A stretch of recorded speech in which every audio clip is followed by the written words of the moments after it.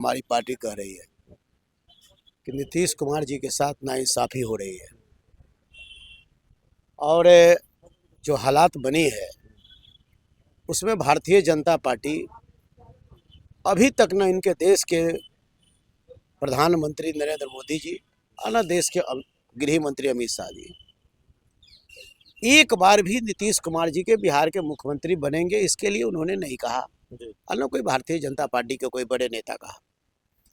हमारा जो महागठबंधन है डंका के चोट पर सारे महागठबंधन के लोग जुट करके तेजस्वी प्रसाद यादव जी को कि हमारा मुख्यमंत्री तेजस्वी यादव है और उस तरीका से लोगों ने इस बात को समझ लिया है, जान लिया है कि भाई अब इनमें दम नहीं है और उसके लेकर के लोग जो है कि अब नीतीश कुमार जी के साथ इस तरीका का जो है कि अपना उलट पुलट कर रहे हैं या कुछ भी काम कर रहे हैं।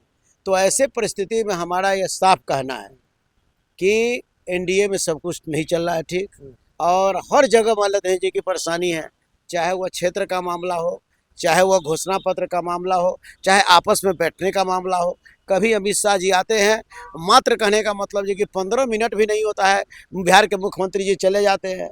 जब घोषणा पत्र मान लेते हैं जी कि यहाँ जब लोग अपना करते हैं तो 26 सेकेंड भी नहीं लगता है, 20 सेकेंड एक बाद चले जाते हैं।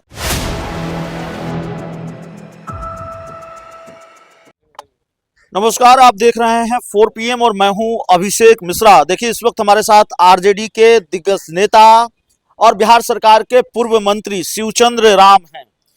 सर, आज बिहार की राजनीति का तापमान बहुत गर्म है। वैसे चुनाव है तो जाहिर है बिहार की सियासत की तासीर ही ऐसी है कि आम दिनों में राजनीति का तापमान गर्म होता है।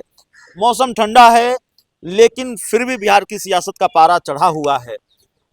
घोषणा पत्र जारी किया है एनडीए ने और घोषणा पत्र डिप्टी सीएम सम्राट चौधरी ने जारी किया है।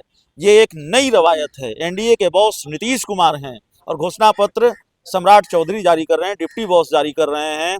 कांग्रेस ने इसको लेकर तमाम तरह की बातें कही हैं। राजस्थान के पूर्व मुख्यमंत्री अशोक गहलोत ने सवाल उठाया है और कहा है कि भाई 26 सेकंड में नीतीश कुमार क्यों चले गए और क्या नीतीश कुमार इस स्थिति में नहीं है कि वो घोषणा पत्र भी जारी कर सके गठबंधन का जिसके वो बॉस हैं। देखिए, पहले से मैं कह रहा हूं और हमारी पार्टी कह रही है कि नीतीश कुमार जी के साथ नाइंसाफी हो रही है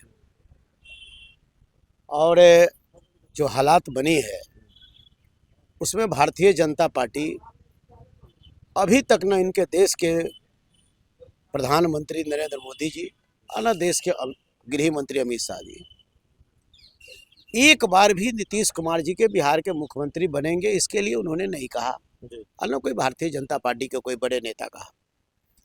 हमारा जो महागठबंधन है डंका के चोट पर सारे महागठबंधन के लोग जुट करके तेजस्वी प्रसाद यादव जी को कि हमारा मुख्यमंत्री तेजस्वी यादव है। नहीं, यहाँ तो डिप्टी सीएम और सीएम दोनों क्लियर हैं। ये तो आधिकारिक घोषणा हो गई। नहीं, कोई घोषणा नहीं है, कुछ मतलब नहीं है। इंडिया गठबंधन में तेजस्वी यादव सीएम फेस के रूप में घोषित है, एकदम निश्चित है। जी।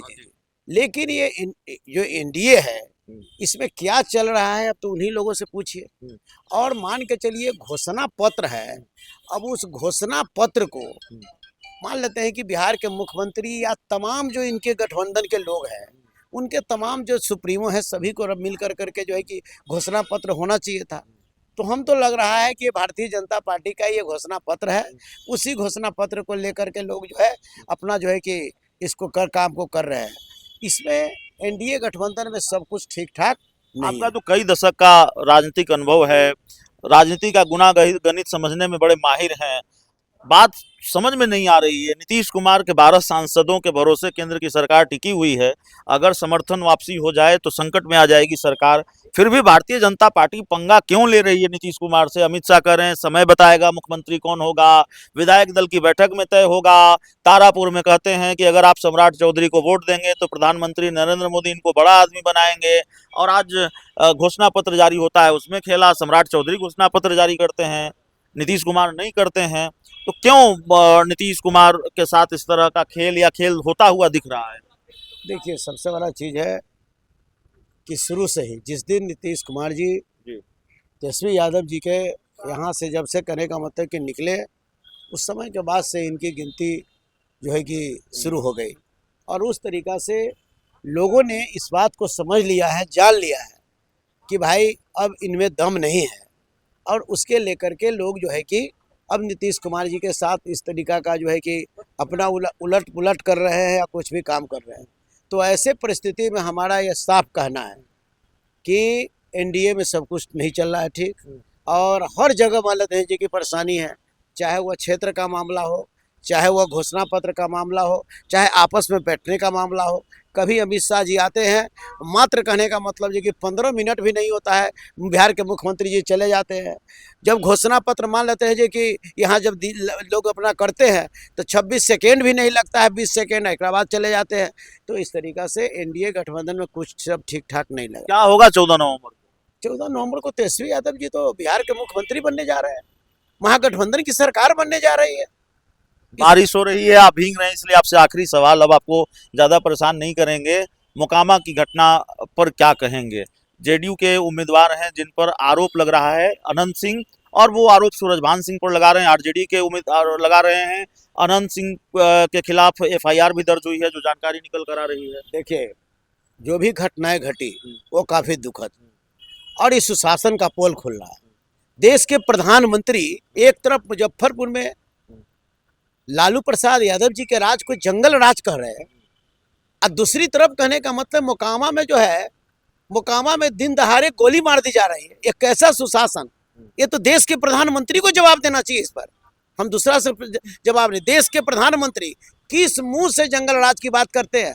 लालू प्रसाद यादव जी का राज सुमंगल राज था, जिस राज में मुसहरनी की बेटी भगवतिया जो है कि एमपी बनी, वह मेहतर का बेटा मोहन राम विधायक बना, डोम का बेटा भोला राम तूफानी जो है कि बिहार सरकार का मंत्री बना, दुसाध का बेटा जो है कि पीताम्बर पासवान मंत्री बनने का काम किया बिहार सरकार में, शिवचंदा राम चमार के बेटा भी मंत्री विधायक बनने का काम किया। इस राज को किस तरीका से एनडीए के लोग बदनाम करना चाहते हैं? लालू प्रसाद यादव जी का राज सुमंगल राज था। गरीब गुरबा दबे कुचवा कुल लोगों को बोलने की शक्ति दी, ताकत मिला, अपने हिस्सेदारी की गरीब बात करने लगे। ब्लॉक और थाना में जिसे सम्मान नहीं मिलता था, लालू जी के जमाने में सम्मान मिलना शुरू हो गया। चलिए, हमारे साथ शिवचंद्र राम जी थे, बिहार सरकार के पूर्व मंत्री, आरजेडी के दिग्गज नेता हैं। इस पूरी रिपोर्ट में इतना ही। बहुत बहुत धन्यवाद।